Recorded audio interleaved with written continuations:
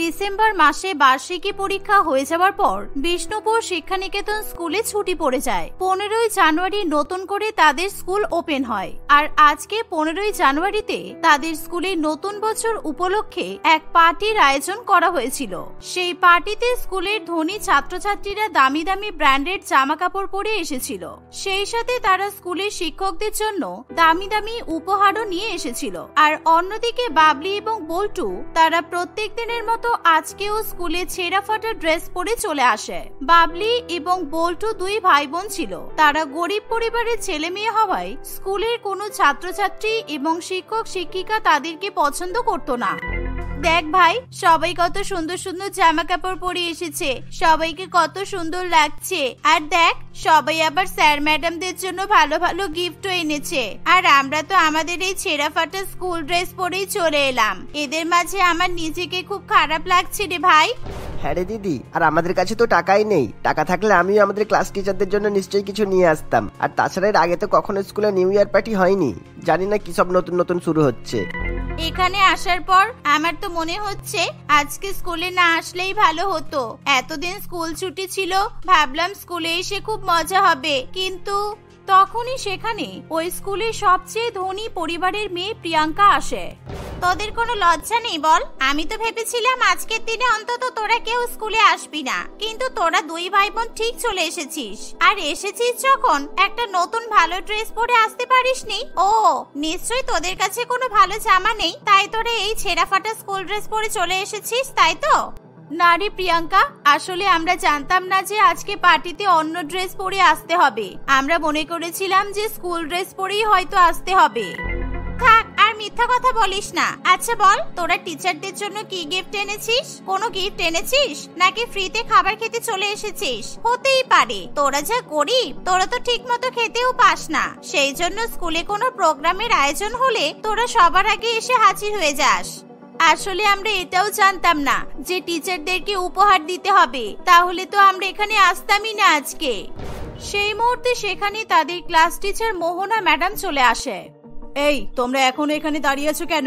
ইস, কেমন ছেঁড়া ফাটা ড্রেস পরে এসেছো। শোনো, ওখানে খাওয়ানো শুরু হয়ে গেছে, তোমরা তাড়াতাড়ি করে খেয়ে নাও আর এখান থেকে কেটে পড়ো। খাওয়া হয়ে গেলে এখানে আর এক মুহূর্ত দাঁড়াবে না বলে দিলাম, কারণ একটু পরে স্কুলের বাচ্চাদের ফটোশুট হবে, সেখানে তোমাদের মতো গরিব ছেলে মেয়েরা যেন না থাকে। হ্যাঁ ম্যাডাম, এরা এমনিও শুধুমাত্র ফ্রিতে খেতে এসেছে, এমনকি আপনি আমাদের ক্লাস টিচার, আপনার জন্য কোনো গিফটও আনেনি। ম্যাডাম, আমি আপনাকে আগেই বলে দিচ্ছি, এরপর তো আমাদের স্কুলে 26শে জানুয়ারির প্রোগ্রাম হবে, তখন যাতে এরা স্কুলে না আসতে পারে আপনি আগে ভাগে ব্যবস্থা করে রাখবেন, কারণ এরা স্কুলের পরিবেশটাকে একেবারে নষ্ট করে দেয়। প্রিয়াঙ্কা এবং মোহনা ম্যাডামের কথা শুনে বাবলি ও বল্টুর ভীষণ খারাপ লাগে। তারা গরিব ঘরের ছেলে মেয়ে হলেও তাদের আত্মসম্মান বোধ অনেক বেশি ছিল, তাই তারা স্কুলের কোনো খাবার না খেয়ে স্কুল থেকে বেরিয়ে যায়। চল বল্টু, বাড়িতে গিয়ে শুকনো রুটি খাবো তাও ভালো, কিন্তু স্কুলের খাবার খাওয়ার কোনো দরকার নেই।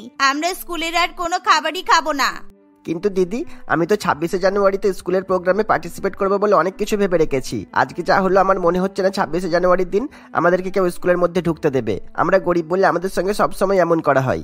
তুই এত চিন্তা করিস না, 26শে জানুয়ারি আসতে এখনো অনেক দেরি আছে, তার মধ্যে কিছু না কিছু ব্যবস্থা হয়ে যাবে। আর তাছাড়া 26শে জানুয়ারির কালচারাল প্রোগ্রামে আমিও তো পার্টিসিপেট করতে চাই।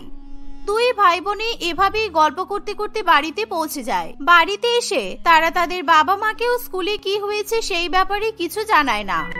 পরের দিন সকালবেলা স্কুলে যাওয়ার সময়, বাবলি, বল্টু, এই নে, তোদেরকে টিফিন বানিয়ে দেওয়ার মতো আজকে বাড়িতে কিছু ছিল না, শুধু একটু ময়দা আর আলু পড়েছিল, তাই জন্য আমি তোদের জন্য আলু পরোটা বানিয়ে দিয়েছি। আর এই নে, এই 2 টাকা দিয়ে একটা টমেটো সস কিনে নিবি, টমেটো সস দিয়ে আলু পরোটা খাবি, খুব ভালো লাগবে।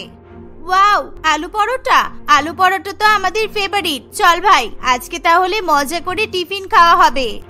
এই বলে বাবলি এবং বল্টু স্কুলে চলে যায়। তারা মন দিয়ে ক্লাসে পড়াশোনা করে। টিফিন বেলাতে বাবলি তার ব্যাগ থেকে টিফিন বাক্সটা বের করে। তাদের ক্লাসের অন্যান্য বাচ্চারা তখন নামি দামি বড়লোকি খাবার খাচ্ছিল।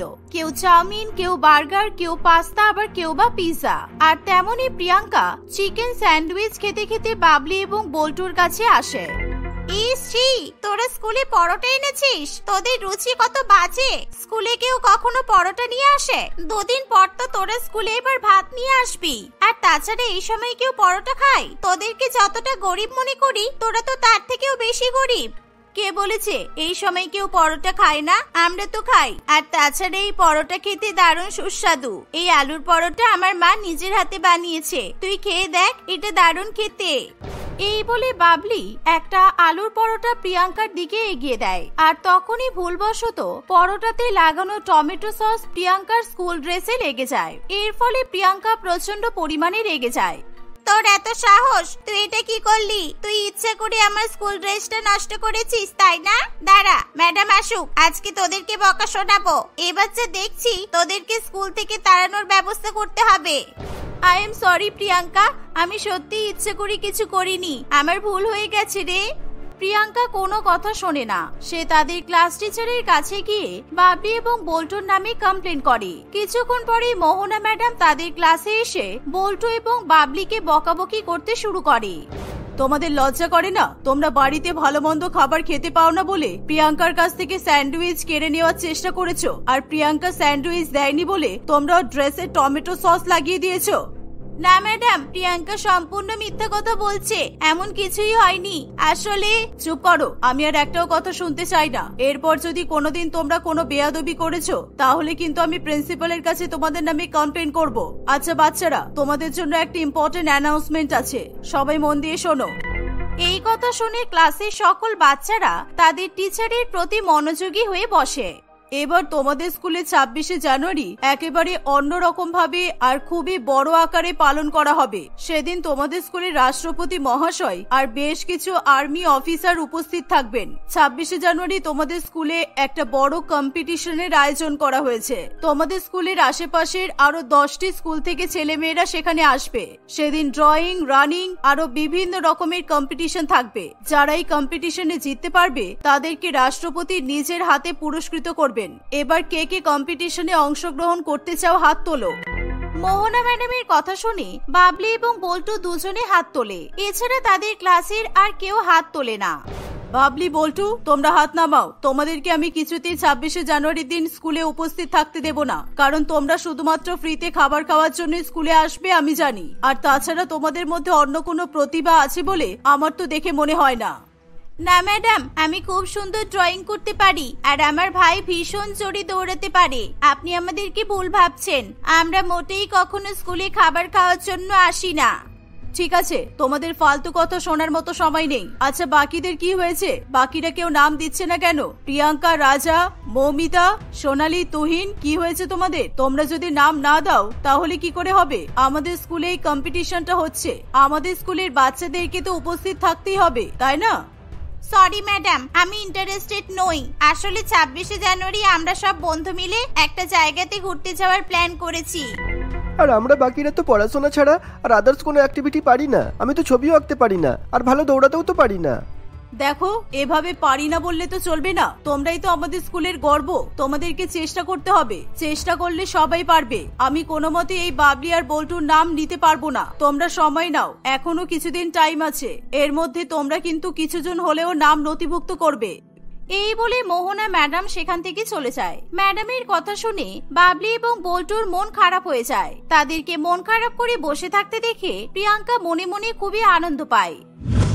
এভাবেই দেখতে দেখতে কিছুদিন কাটে। 26শে জানুয়ারি আসতে আর মাত্র 2 দিন বাকি থাকে, কিন্তু এখনো স্কুলের কোনো বাচ্চাই নিজেদের নাম নথিভুক্ত করায় না। স্কুলের প্রিন্সিপাল স্যার মোহনা ম্যাডামকে ডেকে বলেন, দেখো, অন্তত 2জন বাচ্চাকে পার্টিসিপেট করতেই হবে, তা না হলে আমাদের স্কুলের মান সম্মান থাকবে না। আর কোন 2জন পার্টিসিপেট করবে সমস্ত দায়িত্বই তোমার, এমনকি স্টুডেন্টদেরকে বোঝানোর দায়িত্বও তোমারই। আজকের মধ্যেই 2জনের নাম যেন আমি পেয়ে যাই। এই শুনে মোহনা ম্যাডাম কি করবে কিছু বুঝতে না পেরে শেষ পর্যন্ত বাবলি এবং বল্টুকেই তার কাছে ডাকে। অনিচ্ছা সত্ত্বেও সে বাবলি এবং বল্টুর নাম নথিভুক্ত করে। বাবলি ড্রয়িং কম্পিটিশনে নাম দেয় আর বল্টু রানিং কম্পিটিশনে। দেখতে দেখতে 26শে জানুয়ারি চলে আসে। সেদিন খুব সকাল সকাল স্কুলের সমস্ত ছাত্রছাত্রী এবং স্যার ম্যাডামরা তৈরি হয়ে স্কুলে চলে আসে। সবাই একসঙ্গে অত্যন্ত শ্রদ্ধা এবং ভক্তির সঙ্গে দেশের পতাকা উত্তোলন করে। এবার আসে কম্পিটিশনের পালা। বাবলি আর বল্টুকে কম্পিটিশনে পার্টিসিপেট করতে দেখে প্রিয়াঙ্কা খুবই অবাক হয়। ইস ম্যাডাম, আপনি শেষ পর্যন্ত এদেরকে নিলেন, আপনি আর অন্য কাউকে পেলেন না তাহলে? চুপ করো, আমার কাছে আর কোনো উপায় ছিল না, তাই আমি বাধ্য হয়েছি। জানি না এদের জন্য আমার আজকে মান সম্মান থাকবে কিনা। আর তাছাড়া তোমাকে তো অনেকবার বলেছি, তুমিও তো আমার কথা শোনোনি। তুমি তো বন্ধুদের সঙ্গে ঘুরতে যাবে বললে, তাহলে এখনো কি করছো এখানে তুমি? ম্যাডামের কথা শুনে প্রিয়াঙ্কা একেবারে চুপ করে যায়। কিছুক্ষণের মধ্যেই শুরু হয়ে যায় ড্রয়িং কম্পিটিশন। বাবলি আশেপাশে স্কুলের বাচ্চাদের সঙ্গে কম্পিটিশনে নিযুক্ত হয়ে পড়ে। ড্রয়িং কম্পিটিশন শেষ হয়ে গেলে বাবলিকে উইনার হিসেবে ঘোষণা করা হয়, কারণ আজকে তাদের স্কুলে যেভাবে 26শে জানুয়ারি উপলক্ষে পতাকা উত্তোলন করা হয়েছিল, বাবলি ঠিক সেরকমই একটা দৃশ্য তুলে ধরেছিল। এই দেখে সকলের মন ভরে যায়, তাই বাবলি ড্রয়িং কম্পিটিশনে ফার্স্ট হয়। এবার আসে রানিং কম্পিটিশনের পালা। ভাই, আমি জিতে গেছি, এবার কিন্তু তোকেও জিতে দেখাতে হবে। এই সুযোগ আমরা আর কখনো পাবো না। এটা আমাদের স্কুলের মান সম্মানের ব্যাপার। যা ভাই, অল দ্য বেস্ট। বল্টু তার দিদির কাছ থেকে উৎসাহ নিয়ে রানিং কম্পিটিশনে লেগে পড়ে। প্রত্যেকদিন বল্টু এবং বাবলি দুজনেই হেঁটে হেঁটে স্কুলে আসায় তাদের হাঁটার খুব ভালো মতোই অভ্যাস ছিল। আর তাছাড়া বল্টু খুবই চঞ্চল হওয়ায় সে সারা গ্রামের মধ্যে এদিক ওদিক দৌড়ে বেড়াতো, তাই সে ভীষণ জোরে দৌড়াতে পারত। আর স্বাভাবিকভাবে এই কম্পিটিশনে বল্টু প্রথম হয়। অনুষ্ঠান শেষে রাষ্ট্রপতি মহাশয় নিজের হাতে করে বাবলি এবং বল্টুকে পুরস্কৃত করেন। রাষ্ট্রপতি মহাশয় সেই সাথে তাদের স্কুলের অনেক অনেক প্রশংসা করেন। এর ফলে স্কুলের সকল শিক্ষিকা এবং শিক্ষক মহাশয় বাবলি এবং বল্টুর প্রতি ভীষণ খুশি হয়। তোমরা আমাদের স্কুলের মুখ উজ্জ্বল করেছো। আমি জানি তোমাদের বাড়ির আর্থিক অবস্থা ভালো নাই, কিন্তু তোমাদের মতো ব্রাইট স্টুডেন্টদের জন্য আমরা সবসময় তোমাদের পাশে থাকবো। আজ থেকে তোমাদেরকে পড়াশোনার জন্য কোনো টাকা খরচা করতে হবে না। তোমাদের জন্য সবটাই ফ্রি। মন দিয়ে পড়াশোনা করো, আরো এগিয়ে যাও তোমরা। বাবলি, বল্টু, তোমরা পারলে আমাকে ক্ষমা করে দিও। তোমরা গরিব বলে আমি তোমাদের সঙ্গে খুব খারাপ ব্যবহার করেছি। একজন টিচার হিসেবে আমি সত্যিই খুবই লজ্জিত। তোমাদের সঙ্গে আমি আর কখনো খারাপ ব্যবহার করব না। তোমাদের যে কোনো রকমের সমস্যায় আমি তোমাদের পাশে থাকবো। এভাবে 26শে জানুয়ারির কালচারাল প্রোগ্রামে অংশগ্রহণের মাধ্যমেই বাবলি এবং বল্টুর জীবন পরিবর্তিত হয়ে যায়। গায়ত্রী দেবী এবং রমেশ বাবু তাদের দুই ছেলে রঞ্জন, বাবলু এবং এক মেয়ে বাবলির সঙ্গে বাস করত। বাবলির বয়স ছিল 19 বছর। সে এখন কলেজে পড়ে। বাবলি বাড়ির সবচেয়ে ছোট হওয়ায় তাকে তার বাবা মা এবং দুই দাদা খুবই ভালোবাসতো। তারা সকলে মিলে খুবই হাসি খুশিতে দিন কাটাতো। তাদের পরিবারকে একসঙ্গে হাসি খুশি থাকতে দেখে সকলেই তাদের প্রশংসা করত। এরকম ভাবেই দিন কাটতে থাকে। রঞ্জন এবং বাবলু বিবাহ উপযোগী হয়ে যাওয়ায় তাদের বাবা মা নিজেদের পছন্দ করা দুই মেয়ে জুই এবং কবিতার সঙ্গে তাদের বিয়ে দেয়। নতুন দুই বউ বাড়িতে আসতেই সকলে খুবই খুশি হয়, কিন্তু শুধুমাত্র বাবলি খুশি হতে পারে না। সকলে নতুন বউকে নিয়ে ব্যস্ত থাকায় বাবলির মনে মনে প্রচন্ড রাগ হয়। সবাই মিলে বাড়ির নতুন বউকে নিয়ে ব্যস্ত হয়ে পড়েছে, এমন করছে যেন কোথাও থেকে দুটো সেলিব্রিটি চলে এসেছে। আমি যে সকাল থেকে কিচ্ছু খাইনি সেটা তো কারোর মনেই নেই। এ কি, মা তো সোনা গহনার বাক্স নিয়ে এসেছে। সব সোনা গহনা মা কি তুই বৌদিকে দিয়ে দেবে তাহলে? এই যে আমার দুই বউয়ের জন্য উপহার নিয়ে চলে এসেছি আমি অনেকদিন থেকে বাড়ির দুই বৌমার জন্য সোনা গহনা তৈরি করে রেখে দিয়েছিলাম। আজকে মুখ দেখার অনুষ্ঠানে এই গহনাগুলো দেব বলে। দুই বৌমার জন্য আগে থেকেই তো সব গুছিয়ে রেখেছিলে তাহলে? বাবা, এত সোনা গহনা তোমার বৌমারা তো বাপের বাড়ি থেকেও নিয়ে আসেনি, যতটা তুমি এদের জন্য তৈরি করে রেখেছো। এই শুনে বাবলি তেলে বেগুনে জ্বলে ওঠে। কই দেখি দেখি, মা তুমি বৌদিদের জন্য এত গহনা তৈরি করেছো? ওয়াও, এগুলো তো খুব সুন্দর। মা, এই ব্রেসলেটটা আমার খুব পছন্দ হয়েছে। আর এই কানের দুলটা তো দারুণ। এই ব্রেসলেট, কানের দুল আর হ্যাঁ এই আংটিটা, এগুলো আমি নেব। না না বাবলি, এগুলো তোর জন্য নয়, এগুলো আমি তোর বৌদিদের জন্য বানিয়ে রেখেছিলাম। তোর বিয়ের জন্য তো আলাদা করে গহনা বানানোই আছে। আর তারপর যখন তোর বিয়ে হবে আরো তোর যা যা পছন্দ হবে সেগুলো দেয়া হবে। এগুলো তোর বৌদিদেরকে দিয়ে দে মা। কিন্তু আমার এগুলো খুব পছন্দ হয়েছে, প্লিজ আমাকে দাও না। তুমি তো এর আগে আমাকে কোনো জিনিসে বারণ করনি, তাহলে তোমার দুই বউ বাড়িতে আসতেই তুমি আমাকে বারণ করছো। এই মেয়ে, তুই তো বড্ড হিংসুটে। বসাতে শুরু করে দিয়েছিস? এগুলো তোর বৌদিদের গহনা, এগুলোতে তোর কোনো অধিকার নেই। আর তোর জন্য এত গহনা তোর বাবা মা তো বানিয়ে রেখেছেই, তোর তাতেও হচ্ছে না? ছাড়ো তো, ওর কথা বাদ দাও। যখনই যা দেখবে সেটাই নেবে, এত বেশি জেদ করা ভালো নয়। আচ্ছা নাও, এবার কি কি নিয়ম বাকি আছে তোমরা এবার সেগুলো করে নাও। আমার দুই বৌমা কখন থেকে একই জায়গায় বসে আছে, এরা ভীষণ ক্লান্ত হয়ে পড়েছে, এদেরকে তোমরা তাড়াতাড়ি ছেড়ে দাও। এই দেখে বাবলি প্রচন্ড পরিমাণে রেগে যায়। সে মনে মনে ভাবে, না, মা এবার আমার ভাগের ভালোবাসা দুই বৌদিকে দেবে, আমি কিছুতেই মেনে নিতে পারবো না। আমি এই বাড়িটাকে ভেঙে টুকরো টুকরো করে দেব, কাউকে এই বাড়িতে আমি শান্তিতে থাকতে দেব না। বাবলি সেদিন থেকেই বাড়িতে ঝামেলা লাগানোর জন্য উঠে পড়ে লাগে। সে নানান রকমের ফোন দিয়ে আটতে থাকে কিভাবে তাদের বাড়িতে ঝামেলা সৃষ্টি করা যায়। এভাবেই কয়েকটা দিন কাটে। একদিন বাবলি তার মায়ের কাছে গিয়ে বলে, মা, আমি ভেবেছিলাম আমার দুই বৌদি খুবই ভালো, তুমি তো নিজে পছন্দ করে তোমার দুই বৌমাকে বাড়িতে নিয়ে এলে, কিন্তু ওরা এই বাড়ির জন্য ঠিকঠাক নয়। বৌদিরা আমাদেরকে মন থেকে মেনে নিতে পারেনি। কেন রে, কি বলছিস না কি তুই? তোর বৌদিরা আমাদেরকে মন থেকে মেনে নিতে পারেনি কেন? কই, আমার তো ওদেরকে দেখে ঠিকই মনে হয় এই কদিনে দুজনে বেশ মিলেমিশেই তো সংসারটা সামলাচ্ছে। নাটক করছে মা, পুরোটাই নাটক করছে। তোমার সামনে শুধুই নাটক চলছে। তুমি জানো ওরা দুজনে মিলে কি আলোচনা করছিল? আমি একটু আগেই শুনে এলাম। ওরা বলছিল যে কবে যে বুড়িটা মরবে তবে আমরা এই বাড়িতে একটু শান্তিতে থাকতে পারবো। ভেবেছিলাম বুড়ির বয়স হয়ে গেছে, দুদিন বাদে মরে যাবে, আর আমরা নিজেদের ইচ্ছা মতো যা খুশি তাই করতে পারবো। কিন্তু বুড়িকে তো দেখে মনে হয় না বুড়ি এত তাড়াতাড়ি পটল তুলবে, এরকম করে বলছিল জানো মা। বাবলির মুখে এই কথা শুনে তার মা ভীষণ পরিমাণে অবাক হয়। কি, তোর বৌদিরা আমার মৃত্যু কামনা করছে? তুই ঠিক শুনেছিস তো? আমি তো ওদের সঙ্গে সবসময় ভালো ব্যবহার করি, আমি তো কোনোদিনও ওদের সঙ্গে খারাপ ব্যবহার করিনি, তাহলে ওরা এরকম চাইবে কেন? আরে মা, তুমি বুঝতে পারছো না এখনো? তুমি এই বাড়ির কর্ত্রী, তোমার দুই ছেলেরা যা টাকা ইনকাম করে তোমার হাতে দেয়। সংসারের সমস্ত খরচা কোথায় কি ব্যয় করা হবে সবই তো তুমি ঠিক করো, আর এগুলোই ওদের ভালো লাগে না। ওরা নিজেদের মতো আলাদা আলাদা থাকতে চায়, তুমি বুঝতে পারছো না? না না, আমার মনে হচ্ছে তুই নিশ্চয়ই কিছু ভুল করছিস। আমার দুই বৌমা এমন করতে পারে না। তুই এখন যা তোমা এখান থেকে, আমাকে একটু একা থাকতে দে। নিজের মায়ের এই কথা শুনে বাবলি সেখান থেকে চলে যায়। বাবলি এরকমই প্রত্যেকদিন অল্প অল্প করে তার মায়ের কানে বিষ ঢালতে থাকে। অন্যদিকে সে তার বৌদিদের সঙ্গেও ঠিক একই জিনিস করে। একদিন বাবলি তার বড় বৌদিকে ঘরের কাজ করতে দেখে বলে, বৌদি, তুমি খুবই বোকা। তুমি এত বড় লোকের মেয়ে হয়ে তুমি এরকম শ্বশুর বাড়িতে এসে কাজ করছো? তোমার এরকম কাজ করতে ভালো লাগে? এই যে আমাকেই দেখো না, আমি বাড়ির একমাত্র মেয়ে বলে আমার বাবা মা আমাকে কখনোই বাড়ির কোনো কাজই করতে দেয়নি। সে তো আমিও আমার বাড়ির একমাত্র মেয়ে ছিলাম, আর সেই জন্যই আমার বাবা মা আমাকে কোনো কাজ করতে দিত না। কিন্তু শ্বশুর বাড়িতে এসে অল্প হলেও তো কাজ করতেই হবে, তাই না? ছোটর উপর তো সব চাপিয়ে দিলে হবে না। জয়েন্ট ফ্যামিলিতে থাকতে হলে একটু দায়িত্ব নিতেই হবে। আরে, তোমাকে জয়েন্ট ফ্যামিলিতে থাকতে কে বলছে? তুমি তো জয়েন্ট ফ্যামিলিতে থেকেই ভুল করছো। আমি যদি তোমার জায়গায় থাকতাম না, তোমার মতো আমি যদি ধনী ঘরের মেয়ে হতাম, তাহলে তো এরকম জয়েন্ট ফ্যামিলিতে আমি বিয়েই করতাম না।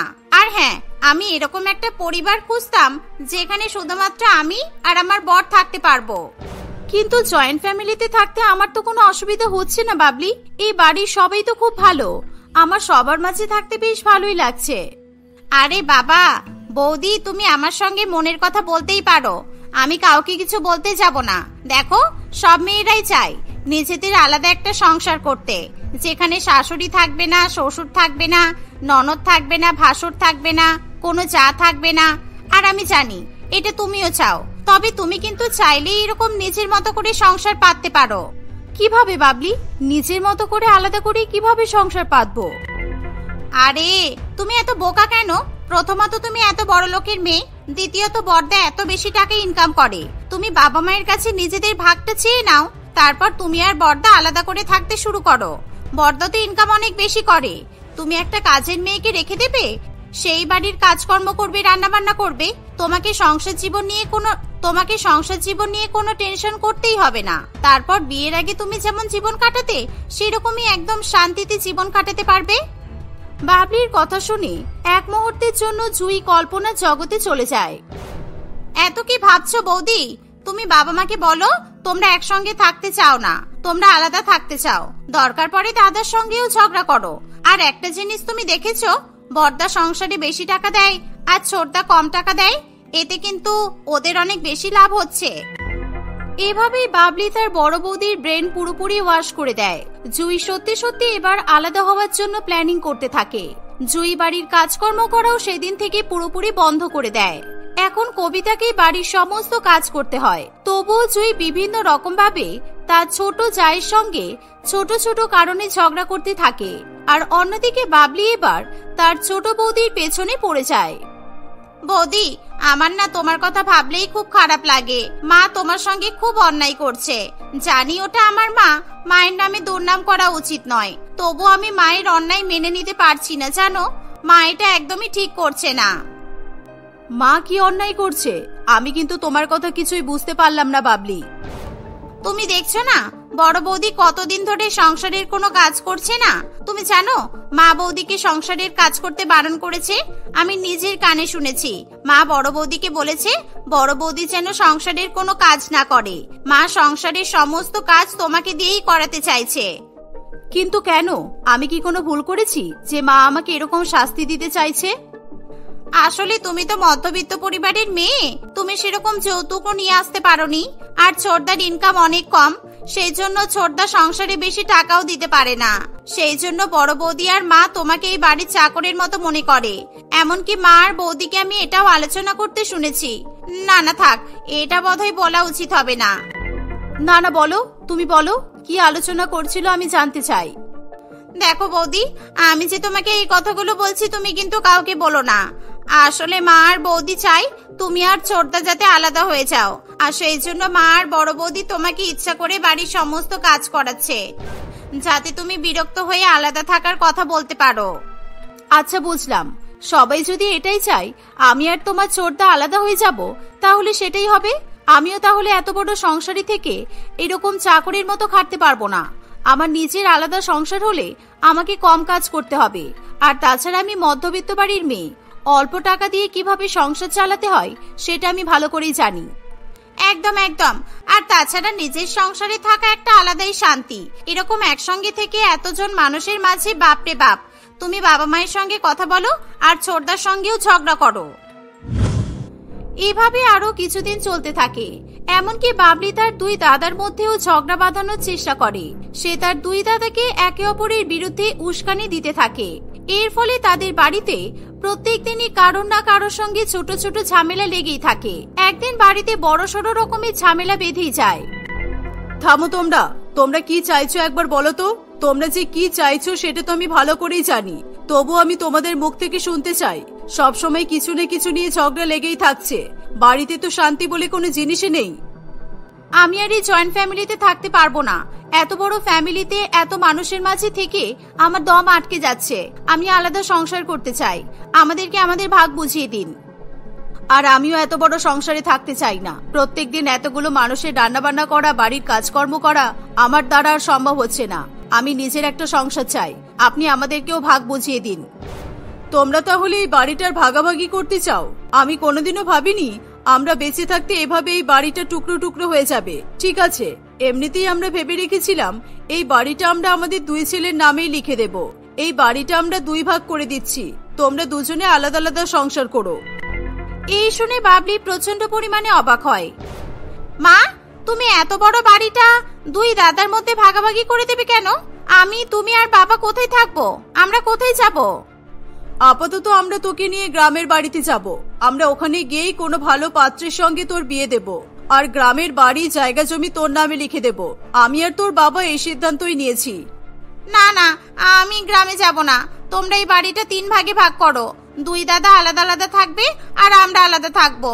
আমি, তুমি আর বাবা 3 জনে আলাদা থাকবো। আমাদের আর কোনো ঝামেলাই থাকবে না। তাহলে না, আমার আর তোর বাবার পক্ষে এই বাড়িতে থাকা আর সম্ভব হবে না। আমরা বেঁচে থাকতে আমাদের ছেলে মেয়েদেরকে এভাবে আলাদা আলাদা কিছুতেই আমরা দেখতে পারবো না। আমরা কোনোদিনও ভাবিনি আমাদের দুই ছেলে এভাবে আমাদেরকে পর করে দিয়ে আলাদা থাকার কথা ভাববে। কিন্তু মা, আমি গ্রামে যাব না। আমার গ্রামে থাকতে ভালো লাগে না। আর তাছাড়া আমি এত তাড়াতাড়ি বিয়ে করব না। আমি এখানেই থাকবো। আমি দাদা বৌদির সাথে থাকবো। তোমরা গ্রামে চলে যাও। আমি কিন্তু আগেই বলে দিচ্ছি বাবলি, তোমার দায়িত্ব আমি নিতে পারবো না। আমি এমন একটা সংসার চাই যেখানে শাশুড়ি মা, শ্বশুর মশাই, ননদ, ভাসুর, দেওর কেউ থাকবে না। শুধু আমি আর আমার বর থাকবে। আর আমার বরের তো ইনকাম কম। আমি তো তোমার দায়িত্ব আরোই নিতে পারবো না। আমাদের দুজনকেই কোনো রকমে টেনে টুনে সংসার চালাতে হবে। এরকম একটা পরিস্থিতিতে বাবলি মনে মনে তার ভুল বুঝতে পারে। সে বুঝতে পারে তার পরিবারের মধ্যে ভাঙন সৃষ্টি করে সেই সবচেয়ে বেশি বিপদের মধ্যে পড়েছে। সে কি করবে কিছু বুঝে না পেয়ে আসল সত্যিটা সকলকে বলে দেয়। আমি গ্রামে যাব না। আমাকে ক্ষমা করে দাও তোমরা সবাই। আসলে এই বাড়িটা ভাগাভাগি করার পেছনে আমিই দায়ী। আমি তোমাদের সবার মধ্যে ঝামেলা সৃষ্টি করেছি। আসলে আমার দুই বৌদির উপর আমার খুব হিংসা হয়। তোমরা দুজনে আসার পর থেকে বাবা মা আমাকে আর আগের মতো ভালোবাসে না। সেই জন্য আমি চেয়েছিলাম তোমাদেরকে আলাদা করে দিয়ে আমি বাবা মায়ের সঙ্গে থাকবো। বাবলি সবাইকে বলে সে কিভাবে তার বাড়ির সদস্যদের মধ্যে ঝামেলা সৃষ্টি করেছে। বাবলির কথা শুনে সকলেই প্রচন্ড পরিমাণে অবাক হয়। বাবলির উপর রাগ করে বাড়ির সকলেই তাকে উল্টোপাল্টা কথা শোনাতে থাকে। ছি, তোকে আমার মেয়ে বলতেই লজ্জা করছে। তুই এরকম ভাবে আমাদের গোটা পরিবারটাকে নষ্ট করতে চেয়েছিলি। তোমরা যা বলার আমাকে বলে নাও, দরকার পড়ে আমাকে মারো, কিন্তু তোমরা প্লিজ সবাই একসঙ্গে থাকো। আমি আর কখনো এরকম করব না। বাবলির উপর বাড়ির সকলেই বেশ কিছুদিন ধরে রাগ করে থাকে, কিন্তু বাড়ির অন্যান্য সদস্যরা একে অপরের কাছে ক্ষমা চেয়ে নিজেদের মধ্যে ভুল বোঝাবুঝি ঠিক করে নেয়। কিছুদিনের মধ্যে আবার সমস্ত কিছু সুস্থ স্বাভাবিক হয়ে যায়। বাবলিকে তার ভুলের জন্য সকলে ক্ষমা করে দেয় আর তারা আবার আগের মতো মিলেমিশে থাকতে শুরু করে।